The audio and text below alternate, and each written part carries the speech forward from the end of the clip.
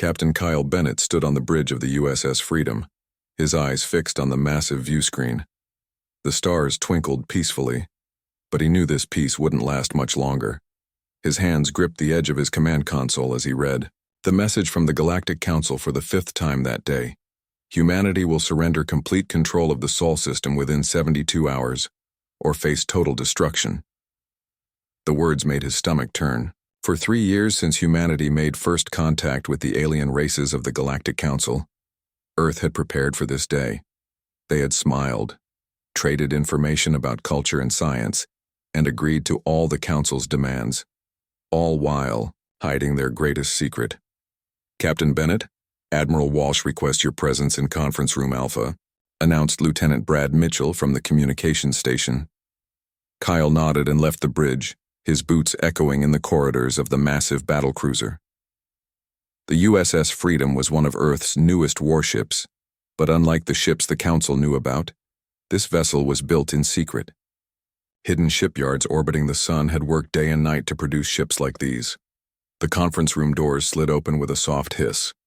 Admiral Lisa Walsh stood before a holographic display of the solar system, her face showing the strain of their current situation.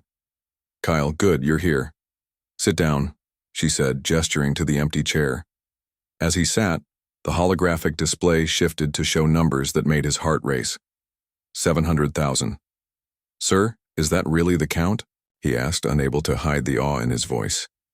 700,000 warships, Captain, hidden across the system, in asteroid fields, behind Jupiter's storms, and even some built inside hollowed-out moons.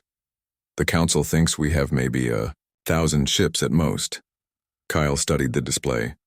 The ships were distributed cleverly throughout the Sol system. Some were tucked away in the Kuiper Belt, others hidden among the millions of rocks in the asteroid belt between Mars and Jupiter. The engineering achievement was mind-boggling. "The Council has no idea what we've done," Admiral Walsh continued. "When they first met us, they saw primitive beings who had barely left their home planet. They didn't see our factories running 24 hours a day. They didn't see our mining operations that could strip an asteroid clean in hours, not months." The Corps Admiral walked around the table, her shoes clicking on the metal floor. 3 years ago, when Ambassador Williams met the Council on their space station, they tested us. They wanted to know how fast we could build ships, how many resources we had. We let them believe we struggled to build even 100 ships. Kyle remembered those days well. The media on Earth had reported constantly about humanity's struggle to build a proper space fleet, how expensive each ship was, how limited Earth's resources were. It had all been a lie, carefully crafted to deceive the Council. "The truth is different, isn't it?" Kyle asked. Admiral Walsh smiled. "Very different. While they thought we were struggling, we were revolutionizing shipbuilding. Our scientists found ways to use 3D printing technology to build entire ships in weeks instead of years. Our mining ships, which they thought were slow and inefficient, were actually processing asteroids faster than any technology in the galaxy." The holographic display zoomed in on one of the hidden shipyards. Kyle could see the construction platforms, each the size of a small city, working on multiple ships at once.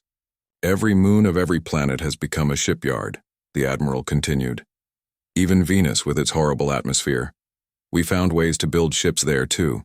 And then there are the ships inside the gas giants, protected by the storms and pressure." "But why so many?" Kyle asked. "Surely we don't need 700,000 ships to defend Earth." The Admiral's face grew serious. "Because, Captain, we're not just defending Earth anymore. The Council has 14 member races. They control hundreds of star systems. If we're going to change the balance of power in this galaxy, we need to be ready for anything." She tapped a few commands on her console. The display changed to show different types of ships: sleek cruisers, massive dreadnoughts, carrier ships with hangars filled with fighters, and smaller but deadly frigates. "Each ship has technology that would surprise the Council," she said. "Our shields are 3 generations ahead of theirs. Our weapons can fire at relativistic speeds, and our engines can push our ships to higher acceleration than anything in their fleet." Kyle felt a surge of pride mixed with nervousness. The responsibility was enormous. "When do we start the mobilization?" Tomorrow at 600 hours Sol system time. The first phase will bring 50,000 ships out of hiding. We'll position them throughout the inner solar system, where the Council's scouts can see them. When they report back, the Council will think they've discovered all our hidden forces. The Admiral smiled grimly. They'll be wrong. Phase 2 will bring out another 150,000 ships. By Phase 3, they'll start to realize their mistake. And when all 700,000 ships take their positions, the entire galaxy will know that humanity is no longer the peaceful newcomer they thought we were. Kyle stood up and saluted. The Freedom will be ready, Admiral. As he turned to leave, the Admiral called out, "Oh, and Kyle? The name of your ship wasn't chosen randomly. The freedom we're fighting for isn't just ours. It's for every species that has lived under the Council's control for centuries. Don't forget that." Back on the bridge, Kyle looked out at the stars again. Somewhere out there, 7 alien races thought they were about to crush humanity. They had no idea that in less than 24 hours, their entire universe would change. The galaxy knew nothing of human creativity, determination, and industrial might. But they were about to learn. Lieutenant Mitchell approached him. "Sir, engineering reports. All systems are green, and the crew is ready." "Good. Set all departments to condition yellow. At 0600 tomorrow, Earth shows the galaxy what we're really made of." As he said this, Kyle felt a strange calm wash over him. The lying was over. The pretending was done. Tomorrow, the masks would come off, and humanity would step forward as an equal, not as a supplicant. 700,000 ships would rise, from their hiding places like phoenixes from ashes. The Council had picked this fight thinking they were facing a weak, primitive species. They were about to learn that humanity had been smiling and nodding while building the largest war fleet in galactic history. Tomorrow, the era of human submission would end, and a new chapter in galactic history would begin. A chapter written, not with surrendered treaties, but with the thunder of engines as humanity's armada took to the stars. The bridge crew worked quietly at their stations, each person knowing their role in the coming battle. Outside the viewports, the stars continued their eternal dance, unchanged by the drama about to unfold. But Kyle knew that after tomorrow, those same stars would shine down on a very different galaxy, a galaxy where humanity had proven, in the most decisive way possible, that Earth's children were not to be trifled with. The Council would send their demands and expect compliance. Instead, they would face 700,000 warships ready to defend not just Earth, but the right of all species to live free from Council tyranny. The countdown had begun, and Captain Kyle Bennett stood proudly on the bridge of the USS Freedom, ready to lead his ship into a new era for humanity, and perhaps for the entire galaxy. Squadron leader Amy Diaz tightened her grip on the pilot controls as her fighter squadron approached the moon. Behind her, the dark side of Earth glowed with the lights of cities millions of people were watching through their screens and praying. Today the ultimatum expired. Today humanity would show its hand. "Squadron 1, this is Leader. Form up and prepare for visual contact," Amy ordered through her headset. Her voice was calm despite her racing heartbeat. She commanded the lead squadron of humanity's fighter wings, the first line of defense if the Council attacked. At her navigation console, Kate Rogers, the best engineer in the fleet, monitored the weapon systems. Her fingers flew over the controls as she checked and rechecked every system. The USS Pennsylvania, their carrier ship, stayed hidden on the far side of the moon with thousands of other vessels. "Kate, are you picking up anything on sensors?" Amy asked. "Clear so far, but wait. I'm getting multiple signals. Big ones." "The Council ships are dropping out of faster-than-light travel," Kate said, her voice tight with tension. On the view screen, space began to ripple. First 10 ships appeared, then 100, then thousands. The Council fleet emerged like a swarm of locusts, blocking out the stars. 20,000 alien warships now hung in space between Earth and the moon. Their ships glowed with energy shields, weapons charging, and surrounded by smaller fighter craft. "This is Galactic Enforcement Fleet Commander Zothnar," a mechanical voice announced on all channels. "The 72-hour deadline has expired. Humanity will surrender immediately, or we will open fire on Earth." Amy looked at the overwhelming enemy fleet. Their ships were massive, some as large as cities, covered in weapon turrets and glowing with power conduits. Each ship represented a different member race of the Council, from the crystalline vessels of the Krell to the bio-organic ships of the Thren. All squadrons hold position. Admiral Walsh's voice crackled through the comm system. Wait for my order. Suddenly, the space around the Council fleet began to shimmer. First dozens, then hundreds, then thousands of shapes materialized from stealth mode. Human warships appeared in every direction, surrounding the alien fleet completely. The first wave alone numbered 100,000 ships. Council fleet. Admiral Walsh's voice boomed across space. You are surrounded. Surrender immediately. Zothanar's mechanical laughter echoed through the communication channels. 100,000 primitive ships against our might. You are fools. Open fire. The Council ships unleashed their weapons. Plasma beams and energy torpedoes filled space with light. Amy's fighters shook as energy washed across their shields. Shields. Holding at 97%, Kate reported, her voice amazed. Their plasma weapons barely scratched us. All units, weapons free, Admiral Walsh commanded. Human ships responded with a fury the Council had never seen. Railguns fired projectiles at incredible speeds, traveling at a significant fraction of light speed. Each impact hit with the force of nuclear explosions. Antimatter torpedoes detonated with terrifying energy. And most devastating of all, human ships fired streams of condensed matter that punched through alien shields like paper. Amy watched from her cockpit as Council ships exploded one by one. A massive Krell crystal battleship, which had appeared indestructible, shattered into millions of pieces when struck by just 3 human dreadnoughts. They can't believe this is happening, Kate whispered, watching her sensors. Their ship configuration suggests they thought they were facing pre-warp technology. The battle was turning into a massacre. Human fighters darted between the giant alien ships, their small size making them nearly impossible to hit. They fired precision strikes at weapon systems and engine cores, disabling the larger vessels. Where the Council had expected primitive ballistic weapons, they faced energy beams that could slice their ships in half. Squadron Leader Diaz, a panicked alien voice came through the comm channel. This is Qatar of the 5th Fleet. Our shields are collapsing. What technology is this? Amy felt no pity. This is human technology, the technology you thought we didn't have. A Council supercarrier, longer than some Earth cities, tried to retreat.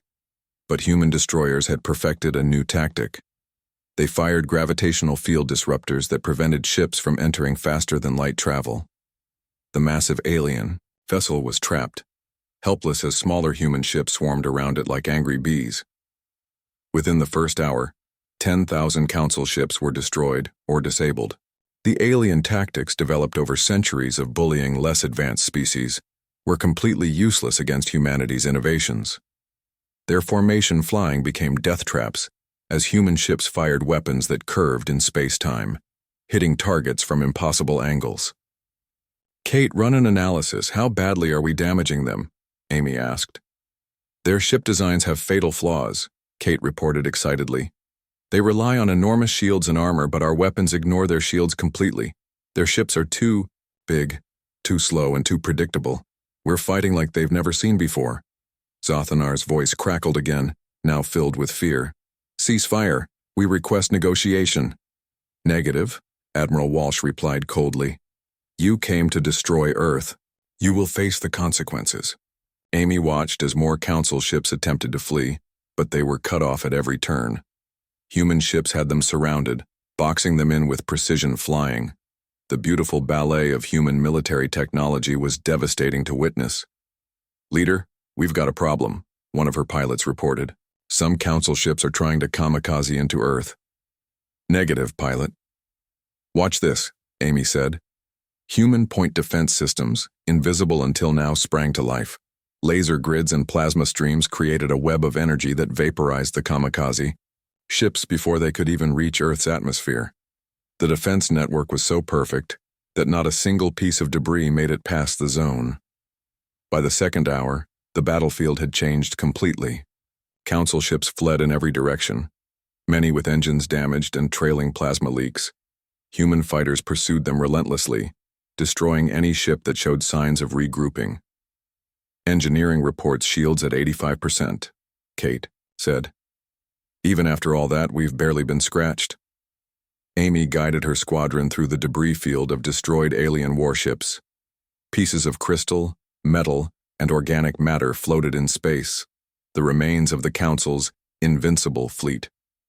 All squadrons form up for return to base, Admiral Walsh ordered. Phase 1 complete. Prepare for Phase 2 operations. As Amy's fighters headed back to their carrier, she watched the holographic display showing the entire battle zone. Bodies of massive alien warships drifted powerless through space. Some still had their distress beacons flashing, crying out for help that would never come. Alien voices filled the communication channels, switching between languages as they panicked. How could they do this? Our intelligence said they had barely developed fusion power. Their shields, they're not even shields. It's something else, like they're bending space itself. We've lost contact with 70% of the fleet. Kate removed her helmet, her hair damp with sweat. We did it. We actually did it. The entire fleet is retreating. No, this was just the beginning. Amy corrected her. The Council sent 20,000 ships. We sent 100,000. And that's just the first wave. She pointed to her sensor display, where more human ships continued to appear at the edges of the system. Earth has 600,000 more ships ready to deploy. Back aboard the USS Pennsylvania, the crew celebrated their survival and victory. Engineers rushed to repair the minimal damage, while tactical officers analyzed the battle data. The alien technology once feared now seemed almost primitive compared to what humanity had achieved. Captain Chen to all deck officers, the carrier's captain announced. Prepare for hyperspace jump. Admiral Walsh has new orders. We're moving to Council territory to begin Phase 2. Amy shared a look with Kate. They both understood what this meant. Earth wasn't just defending itself anymore. For the first time in galactic history, a new species had not only fought back against the Council but had won decisively. The power balance of the entire galaxy was shifting. The USS Pennsylvania's engines hummed as it prepared to jump. Outside, hundreds of other human ships did the same. The Council had come to Earth expecting to crush humanity. Instead, they had awakened a sleeping giant that would now hunt them across the stars. As her carrier jumped into hyperspace, Amy knew the Council would learn what humans had always known. Never underestimate the determination and ingenuity of a species fighting for survival. The terror they tried to inspire had backfired spectacularly, and now that terror would return to haunt them. Earth had shown the galaxy that humanity would not go quietly into the night. Commodore Ryan Parker stood in the war room of Earth Force Command, watching as sensor data continued to pour in from across the galaxy. Hundreds of screens showed ship movements, alien communications, and real-time battle analysis. Each screen told a different part of the same story. The Council was panicking. "Sir, we're detecting massive ship movements from all Council territories," reported Commander Luke Taylor, head of Earth's Intelligence Division. "They're calling in reinforcements from every system they control." Ryan studied the main holo display. Green dots represented human forces, while red represented Council ships. But now a new sight appeared on the screen. More green dots materializing throughout the solar system. Hundreds, then thousands, then tens of thousands.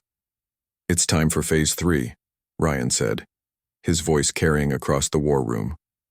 "Release all remaining ships from their hiding positions." Around the solar system, massive ships emerged from their hiding places. From inside hollowed asteroids came dreadnoughts the size of mountains.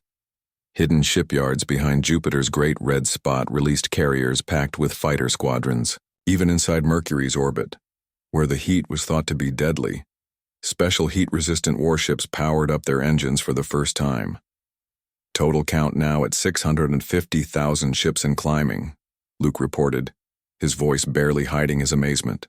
"The Council's long-range sensors are going crazy trying to process the data." Ryan smiled grimly. The Council had thought they were facing a primitive species with maybe 1,000 ships. They had seen Earth's development through their carefully filtered information network. But they had missed everything that really mattered. "Patch me through to the Council fleet," he ordered. Static filled the room for a moment before alien voices came through. "This is Galactic Council Emergency Session Commander Vexal. We demand to know the meaning of this deception.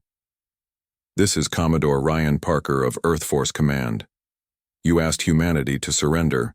We chose to fight instead. Your fleet numbers are impossible. Our intelligence report said you couldn't build more than a few hundred ships per year." Ryan laughed coldly. "Your intelligence was exactly what we wanted you to believe. While you thought we struggled to build ships, we developed automated shipyards. While you thought our asteroid mining was inefficient, we were using quantum tunneling to extract minerals 1,000 times faster than your technology allows." The screen suddenly lit up with emergency alerts. Council ships were jumping into human space from multiple directions. 30,000 vessels materialized near Venus. 40,000 appeared near Mars. 50,000 dropped out of hyperspace near Jupiter. "They're trying to hit us from all sides," an operator shouted. "Execute Operation Thunderbolt," Ryan commanded. Throughout human space, ships moved with perfect coordination. They didn't scatter or panic. Instead, they flowed like a river, positioning themselves with mathematical precision. Each human ship had received the same training, the same tactical programming, and most importantly, the same quantum-linked communication system that let them act as one vast organism. The Council ships fired first, treating this like any other battle. Their massive plasma cannons lit up space, but they soon realized something was wrong. Human ships were moving before the plasma even reached them, dodging with impossible precision. "They can predict our fire patterns." A Krell ship captain's panicked voice came through intercepted communications. The truth was far more advanced. Human ships weren't predicting. They were using quantum entanglement to know exactly when Council ships were about to fire. Every weapon system, every ship movement, every tactical decision was shared instantly across the entire human fleet. Luke pulled up tactical analysis on his screen. "Their formations are falling apart. They're used to fighting primitive species that can't coordinate effectively. Our real-time data sharing is breaking their tactical doctrine." Human counterattack began simultaneously from 500,000 ships. The Council had never seen anything like it. Antimatter torpedoes traveled through microscopic wormholes to hit targets light seconds away. Gravity beam weapons warped space around enemy ships, crushing them without ever touching them directly. And most terrifying of all, human ships fired weapons that could reach ships hiding in other dimensions. "Remember our infiltration mission last year?" Luke asked Ryan. "When we sent that diplomatic team to tour Council facilities? The team that placed those microscopic sensors everywhere?" Ryan nodded. "Those sensors are active now. We have real-time data from inside every Council shipyard, every military base, every command center." The battle turned into something the Council couldn't comprehend. Human ships appeared to be everywhere at once. They knew exactly where to hit, when to strike, and how to avoid enemy fire. Ships that tried to retreat found their escape routes already blocked. Those that tried to call for reinforcements discovered their communication channels jammed by signals they couldn't counter. "We're getting surrender requests from Krell vessels," an operator reported. "No surrenders," Ryan said firmly. "They came to destroy Earth. Today they learn what that really means." Space filled with explosions as Council ships were systematically destroyed. Their shields, which had dominated the galaxy for centuries, were useless against human weapons designed specifically to bypass them. Ships that required massive crews were overwhelmed by automated human vessels that could think faster and react quicker than biological brains. The final blow came when human forces revealed their ultimate preparation. Throughout Council space, sleeper ships, appearing as simple cargo vessels, suddenly transformed. They had been trading with Council worlds for years, always appearing primitive and harmless. Now they revealed their true nature as stealth warships, unleashing attacks from within Council territory itself. "Direct hits on Council shipyards at Proxima III, Luke reported. "Their main construction facility is completely destroyed." "Alpha, Centauri military base is silent," another officer added. "Our ships report no survivors. The Vega defensive platforms have been neutralized, Council forces are retreating from the entire sector. Ryan watched as the tide of battle flowed entirely in humanity's favor. The Council had seen human determination, but they had completely misunderstood human potential. Earth didn't just prepare for war, they had revolutionized it. "Sir, we're getting a transmission from the Council High Command," the communications officer announced. "They're requesting immediate ceasefire." "Put them through." The main screen filled with the image of 3 alien figures, their expressions showing shock and fear. "Humans," the central figure began, its voice clicking with stress.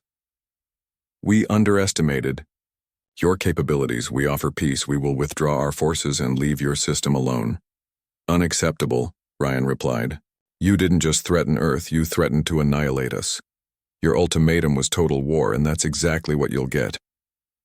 But we never imagined you had developed so far beyond what our intelligence reported. Perhaps you shouldn't. Base invasion decisions on incomplete information," Ryan said coldly. "Phase 4 is now beginning. Human fleets are moving toward all Council home systems. You have 1 hour to begin evacuating your civilian populations to neutral territories. This war ends only when the Council surrenders completely." As the transmission ended, Ryan turned to Luke. "How many ships do we have in position now?" 700,000, sir. Full deployment achieved. Every ship is combat ready, and we have manufacturing capacity to replace losses at a rate they can't match." Outside the windows of Earth Force Command, hundreds of ships moved in precise formation. Gone were the days of humanity cowering and hiding.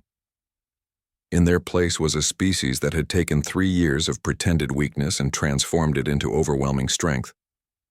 The galaxy would never be the same. Species that had accepted Council rule for generations now watched in amazement as humans dismantled the empire that had controlled them. The terror that the Council had wanted to inspire in humanity had now backfired completely. Their own fear was now the dominant emotion as human ships moved through space with purpose and precision. "Deploy the message, boys," Ryan ordered. "I want every species in the galaxy to know Earth protects its own. Any who threaten us or our allies will share the Council's fate." Space filled with human warships as the invasion force began its march toward Council space. The era of Council supremacy was ending, and in its place was rising something the galaxy hadn't seen in thousands of years, a force powerful enough to challenge the established order and win. The breaking point had been reached. Council unity, their military might, and their technological supremacy had all shattered against the unexpected strength of humanity. Now it was time for the Council to learn what terror truly meant. The hunters had become the hunted, and across the galaxy, alien civilizations watched with growing hope as the empire that had oppressed them for so long finally met its match. Vice Admiral Morgan Clark stood on the bridge of the USS Dakota, the flagship of humanity's invasion fleet. Around him, 500,000 warships moved in perfect formation, creating a river of destruction that flowed through Council space. The stars themselves seemed to fade against the brilliant glow of so many ship engines. "Sir, we're approaching the Council capital system," reported the navigation officer. "All ships are in position for Operation Retribution." Morgan had studied this system for months in preparation. 3 suns orbited each other in a complex dance, creating stable zones where the Council's greatest military installations had been built. Massive space stations circled each sun, surrounded by defensive platforms and orbital shipyards. "Status report on enemy forces?" Morgan asked. "They've gathered everything they have left," Captain Jack O'Neill answered from the tactical console. His experience commanding the USS Nebraska made him the perfect choice to oversee battle coordination. 2 million ships, sir. Every single Council species has sent everything they can." Morgan smiled. This was exactly what they wanted. The Council, desperate to protect their seat of power, had pulled forces from everywhere, leaving their other territories vulnerable to follow-up operations. "Launch the pulse," Morgan commanded. From the human fleet, an invisible wave spread outward.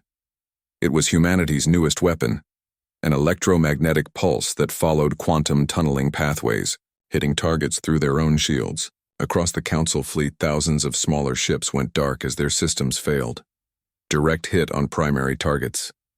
Jack reported excitedly. Their communications network is down. They can't coordinate between species anymore. The Council fleet responded with everything they had. Energy weapons of every type filled space with deadly light. Ships the size of cities fired cannons that could destroy planets. Bioorganic vessels launched swarms of living weapons that hunted for targets using primitive senses. Shields holding at 91%, the defense officer called out. Enemy weapons are having minimal effect. Begin pattern Delta 9, Morgan ordered. Human ships moved in ways the Council couldn't anticipate. They flickered in and out of normal space using controlled micro-jumps. Weapons fired at ships that weren't where sensors said they should be. The largest Council dreadnoughts struggled to track targets that moved with impossible speed and precision. The Krell are forming their crystal shields, Jack warned. The crystalline ships of the Krell Empire began linking together, creating massive prismatic barriers that had once stopped entire invasion fleets. Their shared energy made them seem invincible. Fire gravity lances, Morgan commanded. Human ships activated gravitational weapons that created localized black holes. The immense gravity warped space around the Krell formation, pulling their ships together despite their efforts to maintain distance. Crystal structures that had protected the Krell for thousands of years cracked and shattered under gravitational stress they were never designed to handle. Council ship detected trying to retreat, a sensor operator called out. Activate the gravity net, Morgan said calmly. Around the battle zone, human ships created an invisible web of gravitational fields. Any ship attempting to enter hyperspace found itself caught and pulled back into normal space. The Council had relied on strategic retreats for centuries. Now they were trapped in a battle they couldn't escape. A massive explosion filled the view screen as a Council supercarrier detonated. Pieces of the ship scattered like confetti, some chunks the size of skyscrapers tumbling through space.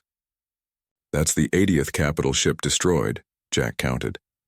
They've lost nearly half their heavy vessels. Morgan studied the tactical display. The Voth Empire's flagship is moving to the center of their formation. They're preparing for something big. The Voth flagship, a moon-sized monstrosity called the Planet Breaker, began charging its main weapon. Energy crackled around its surface as it pointed toward Earth fleet.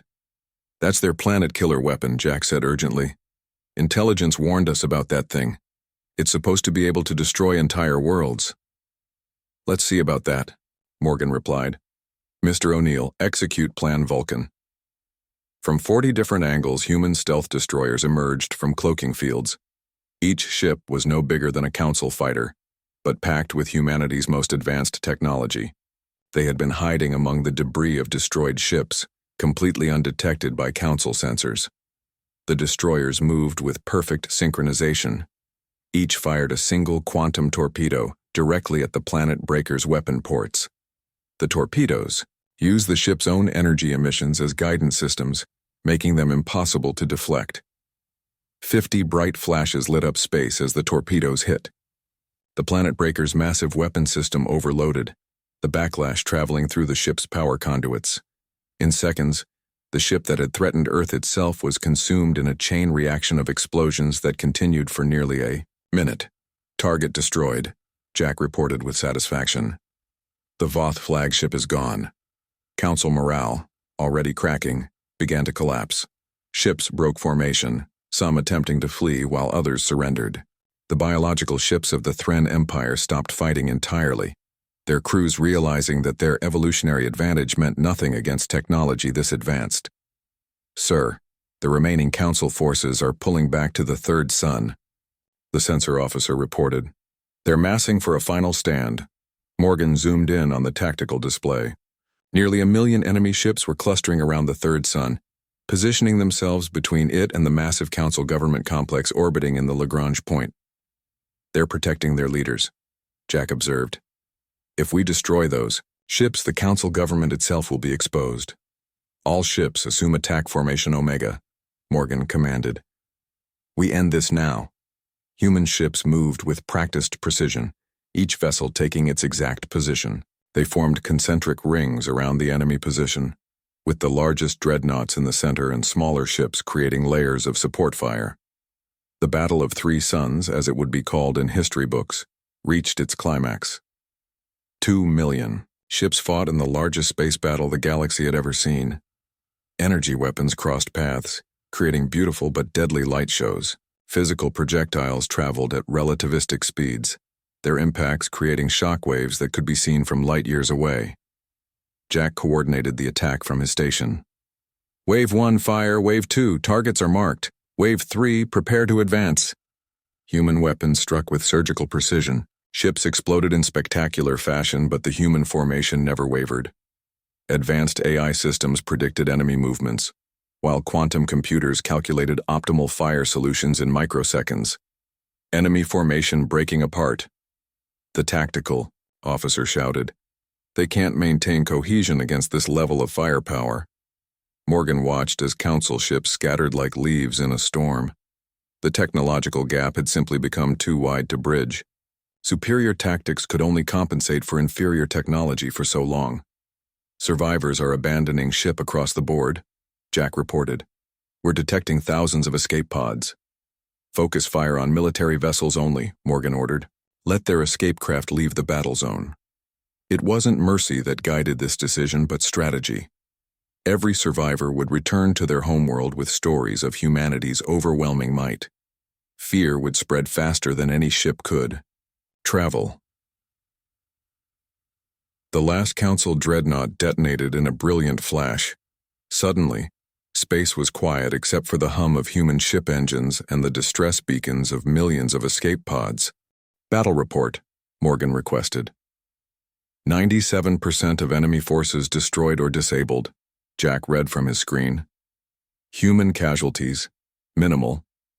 Total losses, 43 ships with full crew recovery. Morgan looked at the massive orbital complex that housed the Council government. Without their military shield, it hung defenseless in space. Open a channel to the Council complex. A large alien face appeared on the view screen. Its multiple eyes showed fear and its tentacles writhed in agitation. You have destroyed our fleet. The alien spoke in broken standard. What more do you want? Unconditional surrender, Morgan replied simply. You will disarm every ship, dismantle every weapon platform, and open all your facilities to inspection. Any species wishing to leave the Council may do so freely. The galaxy needs new leadership. And if we refuse? Morgan gestured at the view screen, which switched to show the human fleet. 500,000 warships were perfectly arranged, in patterns of incredible complexity, their weapon ports glowing with charged energy. Then you'll join your fleet in extinction. Choose wisely. The alien's tentacles went limp. After a moment, it lowered all its eyes in a gesture of defeat. We accept your terms. As Morgan's fleet began positioning themselves around the Council capital, he felt the weight of what humanity had accomplished. In just days, they had broken an empire that had ruled for thousands of years. The galaxy was entering a new era, and Earth would help guide it forward. Set course for Earth, he commanded. Send word to all human colonies and allies. The Council has surrendered. Operation Retribution is complete. Throughout human space, cheers erupted as the news spread. Humanity had faced the greatest military force in the galaxy and won decisively. The terror that the Council had tried to inspire had become their own reality. Earth had proven that when cornered, humans didn't bow down. They rose up with power beyond imagination. The stars of the three sun system continued their eternal dance, but now they shone on a very different galaxy. One where the meek had inherited the stars through strength, planning, and the unshakable will to survive and thrive among the cosmic powers that be. Admiral Nathan Hunt watched from his command chair as human ships moved into position around every Council fortress in the galaxy. 3 months had passed since the surrender, and now came the hardest part, keeping the peace. His armada of $700,000 warships had become peacekeepers, a role none of them had expected. Sir, Ambassador Blake has arrived from Earth, his communications officer reported. Sarah Blake entered the bridge of the USS Enterprise, Earth's newly designated diplomatic vessel. She carried herself with confidence that had become natural for humans after their victory. Her job wasn't to threaten but to guide, though everyone knew the fleet remained ready if needed. "Ambassador." Nathan stood to greet her. "Welcome aboard. The Galactic Parliament is preparing for your first unified session." Together they walked to the observation deck. Below, the largest space station ever built was completing construction. The new Parliament station orbited a neutral star, massive, enough to house representatives from every species in the galaxy. Its size dwarfed even the greatest council structures, but its design spoke of openness rather than domination. "How are the former council species responding?" Sarah asked. "Mixed reactions," Nathan admitted. "The Krell fear we'll treat them as they treated others. The Thren are grateful but suspicious. The Voth remain silent. But the smaller species that were under council control are celebrating." Through the observation window, they watched as alien ships approached the station. For the first time in galactic history, species that had been enemies for centuries were meeting as equals. Human warships maintained careful distance, present but not threatening. "Captain Miller reports disarmament is 60% complete in the core systems," an aide informed Nathan. "They're following the timeline exactly." Sarah nodded appreciatively. The human approach had surprised many. Instead of demanding immediate surrender weapons, they had given the council species time and assistance to dismantle their military safely. Human engineers worked alongside former enemies to ensure no accidents occurred during the process. "There's something you should see," Nathan said, leading her to the tactical display room. He pulled up a holographic map of the galaxy. "Watch what happens when I highlight economic activity." The map transformed. Lines of trade, glowing in different colors, connected systems across the galaxy. Human technology sharing has already increased trade by 80% across all species. Our shipyards are building civilian vessels for species that lost everything in the war. Sarah smiled. This was exactly what humanity had planned. Fear can end a war, but only prosperity can secure peace. An alert chimed. "Sir, we're getting an emergency transmission from the Zorex system. One of the former council species is refusing to honor the surrender terms." Nathan's expression hardened. The Zorex had been minor members of the council, known for their aggressive nature. "What's the situation?" "They've reactivated hidden weapons platforms and are threatening an independent colony. Prepare a response team. Minimal force protocols." "Belay that order," Sarah interrupted. "Let me try something first." She moved to the communication station. "Open a channel to the Zorex leadership." A reptilian creature appeared on screen, its scales rippling with agitation. "Humans, your weakness shows. You let us keep weapons to defend ourselves, and now you surprise we use them?" "Actually, we're not surprised at all," Sarah replied calmly. "We knew some species would test our resolve. The question is, do you really want to see how our weakness works in practice?" Before the Zorex could respond, Nathan stepped forward. "Please note that your hidden weapons platforms were never actually hidden from us. We've been watching them since day one. We also know about your secret fleet hiding in the Marlex Nebula." "Durthir." Zorex's eyes widened in shock. "Here's what will happen," Sarah continued. "You have 1 hour to power down those weapons. If you don't, we'll disable them remotely. We prefer not to, as it might damage surrounding infrastructure." "You cannot disable our weapons without attacking." Nathan smiled. "Did you really think we'd let you keep weapons we couldn't control?" With a nod to his technical officer, he initiated a demonstration. On the tactical display, every Zorex weapons platform suddenly turned bright yellow. "Those platforms can't fire now," he explained. "Their AI systems are listening to our signals instead of yours. This is what we put in all the civilian technology we shared." The Zorex sputtered in rage and disbelief. "We gave you weapons for defense because we believe in second chances," Sarah said gently. "But those weapons only work against real threats, not against your neighbors. The galaxy has moved past empire building. It's time for cooperation instead." The connection terminated abruptly. Minutes later, new readings showed the Zorex weapons powering down. "They'll file an official complaint," Nathan said with dark humor. "Let them. The other species will see how we handle aggression. Not with destruction, but with control, Sarah replied. Over the following weeks, Earth's new system proved its effectiveness. Human technology had infiltrated every aspect of former council. Military hardware not to destroy but to prevent misuse. Former warships now serving as freighters had their weapons modified to only activate against verified pirates or invaders. The real breakthrough came when the Krell delegation asked for help. Their crystal ships, once symbols of council power, were being melted down and converted into giant solar collectors. Without military spending, they faced economic collapse. Our people are scientists and engineers, their ambassador explained to Sarah. We want to build, not destroy. But we don't know how to transition. Human experts arrived within days.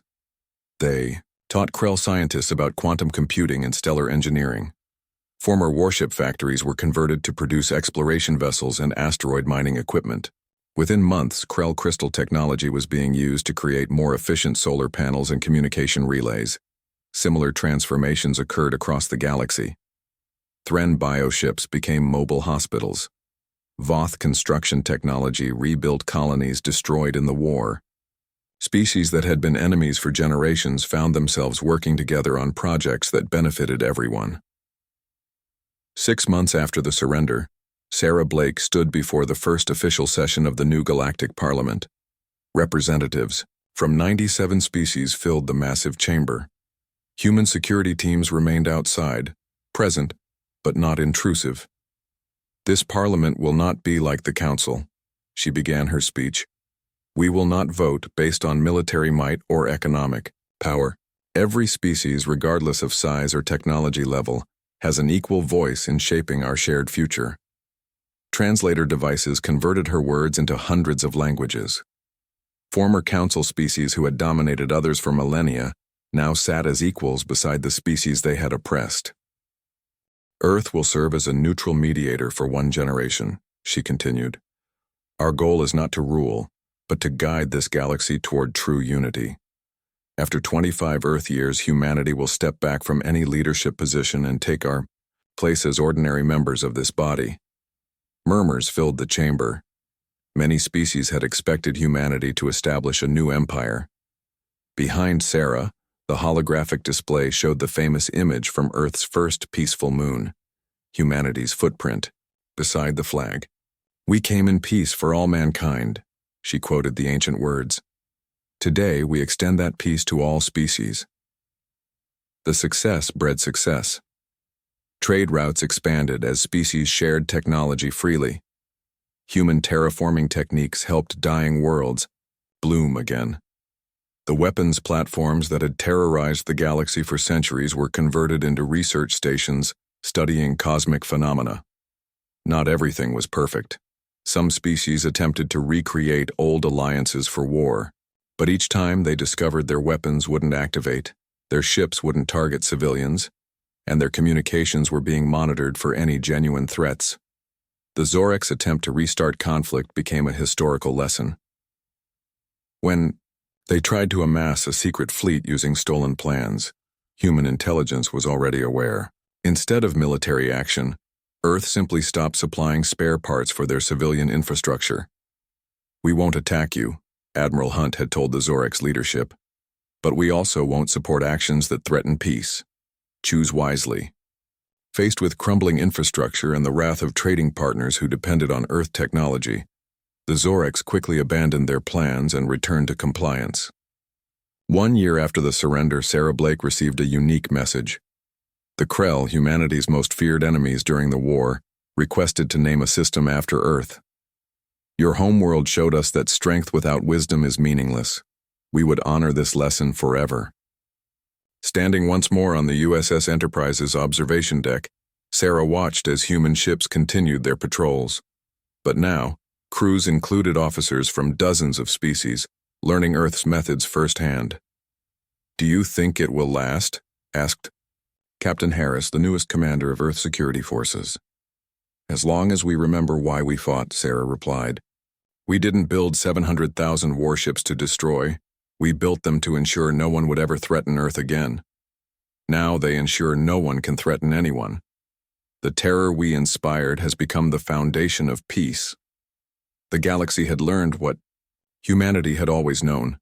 True security doesn't come from the ability to attack, but from making attack impossible and unnecessary. The warships that had caused such fear now protected trade routes and responded to natural disasters. The technology created for war transformed into tools for exploration and development. In parliament chambers, former enemies debated economics instead of conquest. In space academies, young beings of every species learned to fly ships that could only fire in self-defense. And throughout the galaxy, worlds once dominated by council decree now charted their own courses toward prosperity. Earth's children had changed the galaxy not through conquest, but through the courage to defend what was right and the wisdom to build something better in victory's wake. The universe had watched in terror as 700,000 warships emerged from shadow. Now those same ships served as guardians of a peace that was not imposed, but earned through humanity's unique blend of strength and mercy. As the credits for HFY Story closed, readers everywhere felt the same surge of pride that humanity had shown the universe. When pushed, humans didn't break. They soared among the stars as liberators rather than conquerors, teachers rather than tyrants, and above all as proof that the most powerful weapon was never the gun, but the hand extended in genuine friendship after victory.